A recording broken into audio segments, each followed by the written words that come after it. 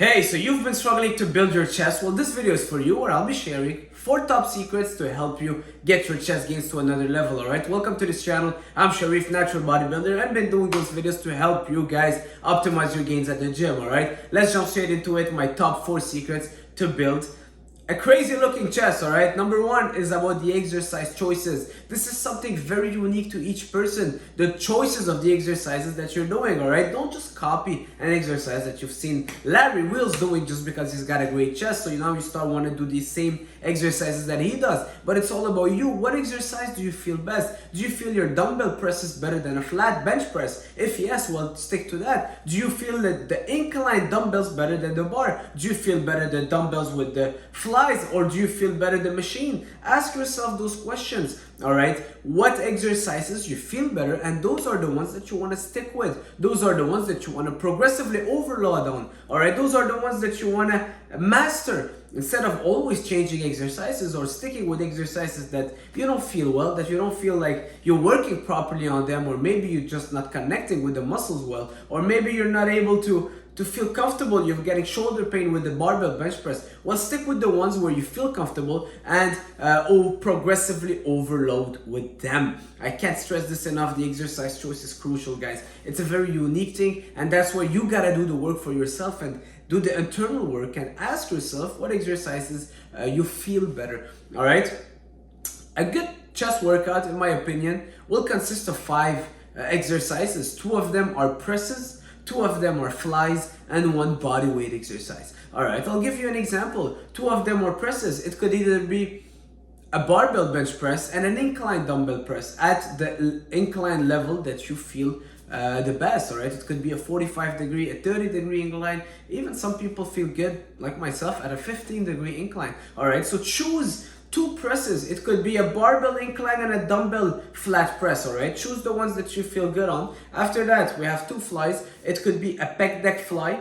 It could be a cable crossover fly, high to low. Choose the different angles and then choose different equipments depending on what you feel best. Me, I don't like doing flies with dumbbells because I'll feel my shoulders burning like crazy. That's why I prefer doing my flies with cables as opposed to my presses. I love doing them with dumbbells, all right? So that was the formula that I was able to find for myself, all right? And then a body weight exercise for your chest. It could be a push-up. It could be a dip. It could be a decline push-up. It could be an incline push-up with your hands on a bench. Find whatever you feel better, you feel best, and incorporate that body weight exercise. I really believe body weight exercises are huge, all right, when we're working out. They're easy to incorporate as a superset, as a pre-exhaustion, or at the end of the workout to really get the most out of those chest fibers without overstressing your nervous system. So 2 presses, 2 flies, and 1 body weight exercise, and then find a good order that you feel good with, and then find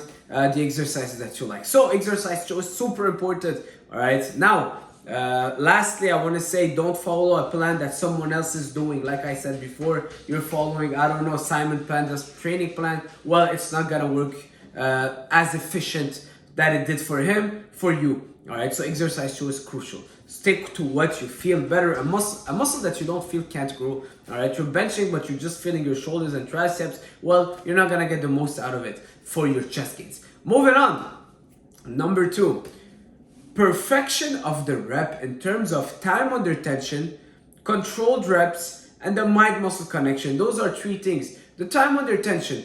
A lot of people will be benching 225, but that's all they're doing. They're not even going through the full range of motion. They're doing half reps and they're going through the motion. It's not about just moving weight from A to B. We're not powerlifters, we're bodybuilders. So it's very important that our muscle get enough time under tension. It's very important that the work is not only about moving the weight from A to B, but it's about engaging that muscle that we're trying to work to lift that weight. All right, so you see the difference? Instead of just pushing the weight and thinking about moving the weight, think about the internal work. It's called the mind-muscle connection, but it's called also the internal focus, where you're focusing on the muscle contraction to basically bring your arms up and the weight up. All right, so I want you to shift your focus to, instead of just focusing on the weight, start focusing more on the muscle, on the mind-muscle connection. If you need to close your eyes to feel your chest contracting better, do that. And the time under tension, taking your time on the way down instead of going super fast. Well, take your time when you're benching, take your time as you go down. Your muscle is working in two ways, when you're going up and going down, and don't neglect that negative phase and don't go too fast. So control your reps. Very important. When I see someone lifting heavy weight and controlled, that's when I know that person is basically on another level. It's because of the way they're controlling their reps. It's not about the weight you're pushing, but how you're doing it. Very important how you're performing the exercises. All right, so time under tension. I'm not going to give you a number. Some people feel good with 2 seconds, 3 seconds, 4 seconds. What matters is that you're controlling the weight and you're just not just letting it drop. All right. Full range of motion, very important as well, especially when you're with dumbbells. You really want to get that full range of motion and feel the whole movement. Very important. And like I spoke about, the mind-muscle connection. Moving on. I want you to, I want to talk about the split now. Sorry, because I took some notes, but I want to talk about the split. It's more important. It's about the split. A lot of people are doing a push-pull legs. When you do a push-pull legs, what happens is that you're training push, which is chest, shoulders, and your triceps on the same workout. What's happening is that your shoulders might, maybe, I don't know, you trained your shoulders and then now you're going for your chest. Well, now you're compromising your chest workouts because your shoulder is a little bit tired. Also, the other way around, if you're training your chest and you want to leave enough energy for you to do your shoulders, you're not gonna be bringing your chest to failure because you can't be focusing on getting all those three muscles to failure. It's just too much.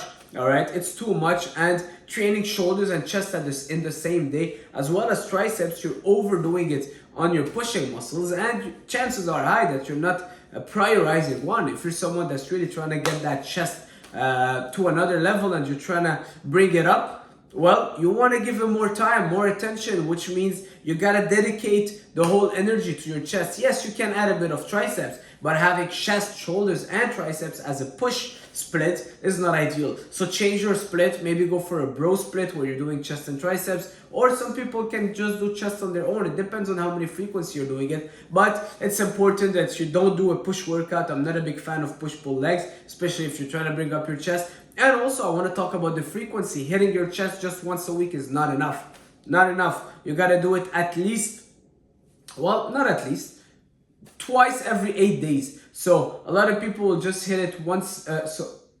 Twice every 8 days. That's what I do. Twice every 8 days. So it's a 4-day split. But aim for twice a week. Yes, you want to bring up a body part, you got to hit it more frequently than the others. And once a week is not enough. Go for twice a week for your chest. All right, so find out a split that allows you to hit also the other body part, but making sure that you're hitting your chest twice a week because that's the body part that you want to bring up the most. All right, moving on.